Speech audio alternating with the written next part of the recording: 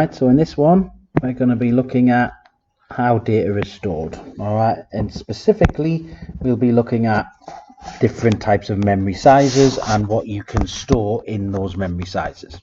Alright, so let's start nice and simple and we'll look at a bit. Alright, so bit, remember, when we think of a bit, we're just thinking of the smallest amount of addressable memory.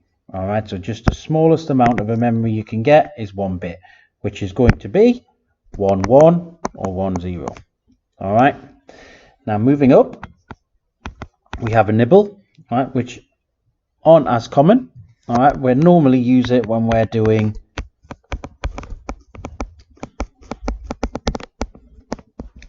hexadecimal.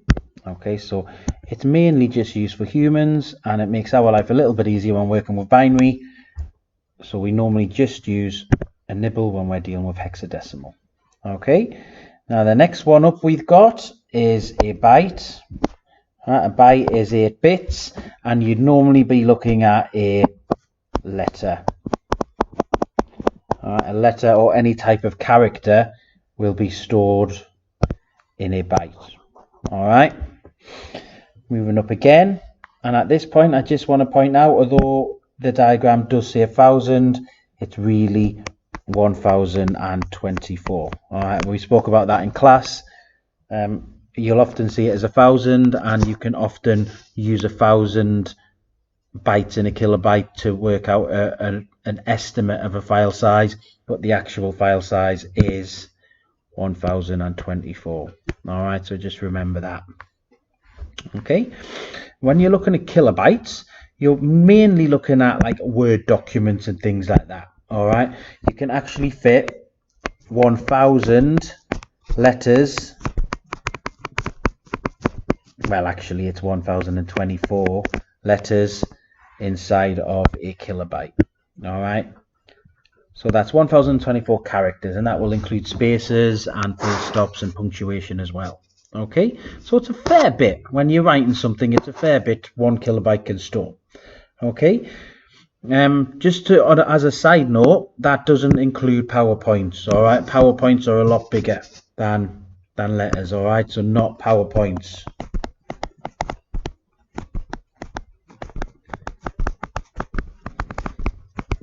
There's actually a little bit more that goes into PowerPoints because they have lots of animations in them and stuff like that. So just bear in mind, you cannot fit 1000 characters in a PowerPoint for 1 kilobyte. All right. So moving on, if we go to megabytes, all right. Now you'll be looking at things like CDs. All right, and you can actually fit in a CD, you can fit around about 650 megabytes. All right, give or take, depending on the type of CD you've got and things like that. But it's around about 650 megabytes in a CD. So what would you be looking at in terms of what you would store in a CD? You could probably, well, like music, albums and things like that. And if you look at MP3s, for example, they're normally around about, for an average size song, 3 to 5 megabytes. All right, 3 to 5 megabytes. So you can see you're going to be able to fit a lot of MP3s onto a CD. But one MP3 song around about 3 to 5 megabytes. Okay, moving up to gigabytes. We're starting to look at movies and things like that here. Now, a normal movie, like a DVD movie, so remember this isn't Blu-ray, this is just DVD. All right, you're looking probably around about anywhere between 5 to 8 gigabytes for an average movie. All right, that's gigabytes, not megabytes. I'll put gigabytes on there for an average movie. But if you are looking at 4K, all right, you're looking anywhere really between 15 and 25 gigabytes per movie. All right, that's for 4K movies. All right, so you can see the difference is quite big.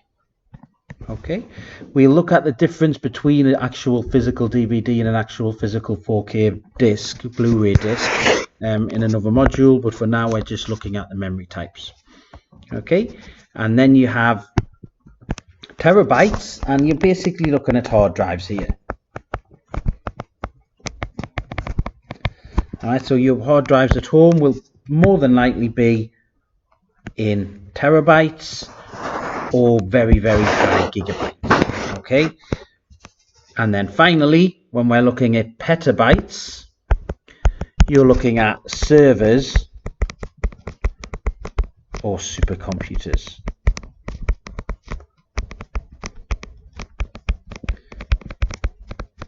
And we did talk about in class, you do actually see them advertised sometimes for personal use, but they're always really expensive and there's no real need for them in a personal computer at this time, unless you're storing loads and loads and loads of like ultra 8K footage and things like that. You will never really need at this point in time a petabyte of their size in a hard drive. Okay, so just before we finish off, I just want to remind you again that it's always 1024 of the ones above. All right, it says 1000 here, but we've talked about it a lot in class. It's 1024.